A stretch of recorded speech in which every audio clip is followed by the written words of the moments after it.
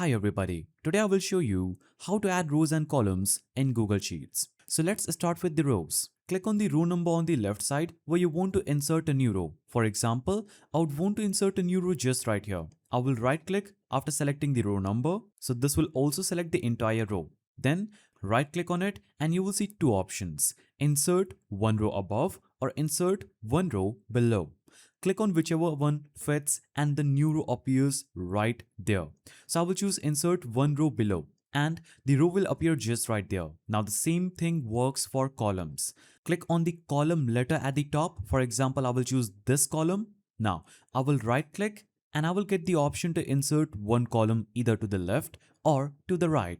I will select insert one column to the right. A new column will appear instantly.